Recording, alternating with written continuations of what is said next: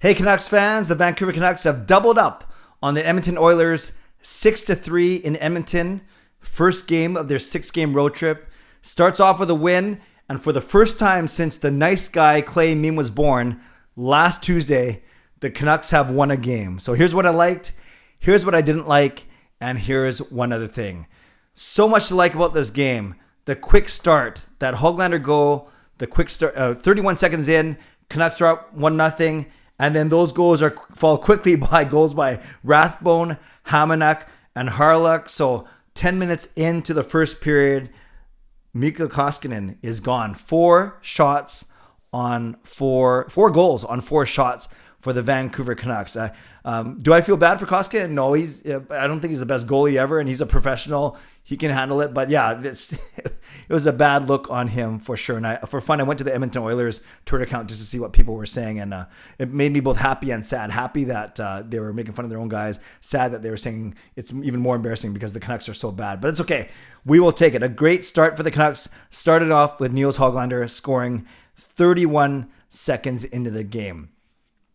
I like the fact that along with Höglander with his 10th, you had guys getting their first and second goals of the season.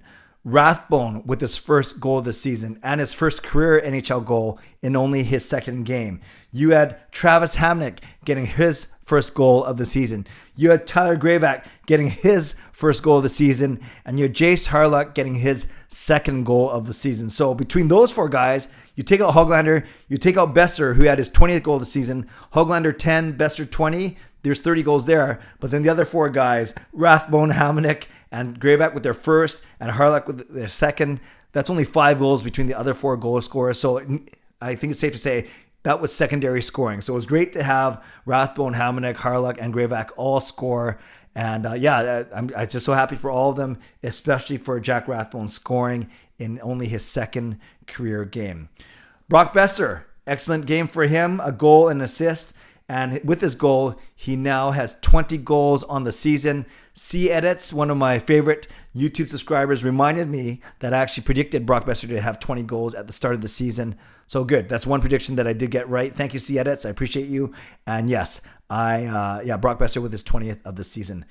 Travis Hamonic with the rare Gordie Howe hat trick. That's a goal, that's an assist, and that's a fight. He fought, who was it? It was Chason, right? He fought Chason in the second period, I think it was.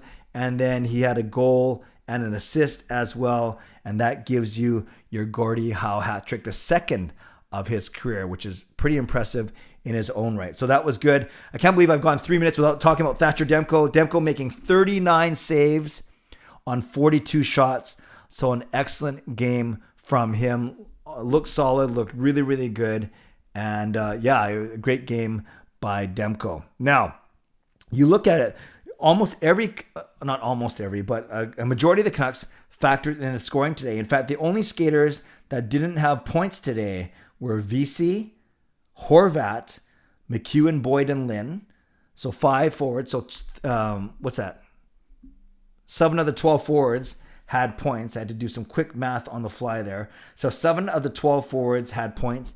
And on D, we had 3 of the 6 defensemen, Rathbone, Hamonic with a goal assist, and Schmidt with points. And then that means Edler, Hughes, and Myers didn't. So on a night where the Canucks score 6 goals, Horvat doesn't have a point, and Hughes doesn't have a point. Quite surprising, actually, but that's good. That means 10 of the 18 skaters got at least 1 point tonight. So much to like about the Canucks game. Rathbone had another just under 13 minutes of ice time. Again, not playing a lot against McDavid and Draisaitl, who still did damage. McDavid had 3 points once again, but it was nice that the Canucks had more than McDavid and Draisaitl did tonight. So overall, so many things to like about the Canucks game. I also like how they kind of stood up for each other, how they weren't afraid to fight. So you had McEwen and Nurse going at each other for the whole second half of the game. You had Hamonic's fight as well.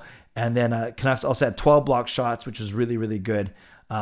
So all in all, a good night for them. The only thing I'm going to pick on tonight that I didn't like was the play of their special teams. With the power play, the Canucks went 0 for 4. So that's not good. The power plays looked really stale. They had decent movement tonight, actually, both in the first and second unit. Their zone entries were better, but still didn't look as dangerous as they could have.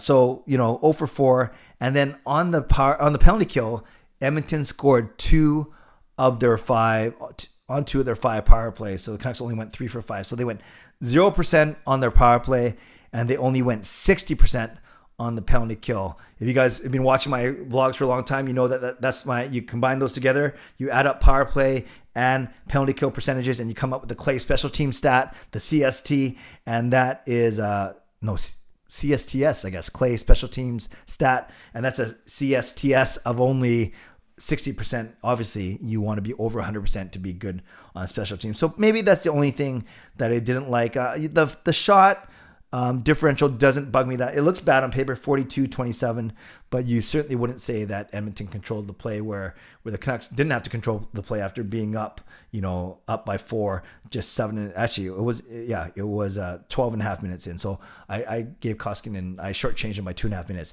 It took 12 and a half minutes for the Canucks to score 4 and to chase Koskinen out of the goal. Edmonton made it interesting with 2 goals in the last little bit of the first period. So instead of going down in the intermission down 4-0, they were down 4-2. They went 5-2, 5-3, 6-3. So the Canucks, I don't think they're really in danger. Although against McDavid and Draisaitl, you can never be too safe. All right, what's one other thing tonight? I've been talking about Jack Rathbone a lot over the past week or so, or the past few days, and rightfully so. I thought he was good again tonight. Get 1 goal, +1. 1 shot and goal, 3 hits in 13 minutes of ice time. And I've talked about this a lot in my live streams, especially. Could you see a left side on the blue line next year of Hughes, Rathbone, and Juolevi? Yes, it sounds very inexperienced, but I put a poll up on Twitter saying, what would you think of having this combo, knowing that you have Schmidt, Myers, and for instance, a Hamonic on the right side? And I put a poll up on Twitter, got a lot of traction, and I basically gave 4 choices. I said, would you be okay with it? They said, yes, this could be fun. Yes, but it's going to be ugly. No, too inexperienced, or no, this is going to be ugly. And it was 84, something like 85 to 90% of people were one of the 2 yeses. Either yes, this could be fun, or yes, this could be ugly. But it sounds like people would be open to a left side of Hughes, Rathbone, and Juolevi. Hughes and Rathbone play a similar style. Rathbone obviously not experienced. Juolevi more of a stay-at-home guy, not the best skater, but a good first pass. Of course, you'd want a veterans on the other side, the right side, to insulate them. And then this is, of course, presuming Alex Edler does not return. So we have a lot of time to talk about that over the offseason, but just something to think about. I would be okay with it. I would love to see how it would go. Again, a left side of Hughes, Rathbone, and Juolevi next season. Could be fun, but it could be crazy. All right, Canucks fans, I'm in a good mood. I hope you are too. Join me for my post-game live stream at 10 p.m. tonight. In the meantime, tell me what you liked, tell me what you didn't like, and tell me one other thing. A big 6-3 win for the Vancouver Canucks. Again, their first win in a while, and the first win since last Tuesday when my nice guy Clay meme actually became a meme. So let me know your thoughts on the game down below in the comments, and make sure you come join me at 10 p.m. for my post-game live stream in just over an hour from now. In the meantime, subscribe if you'd like to, like this video if you'd like to, become a member of this channel if you'd like to. Stay safe, stay healthy, take care of yourselves, and take care of each other. Have a great night. See you at 10. God bless, and go Canucks go.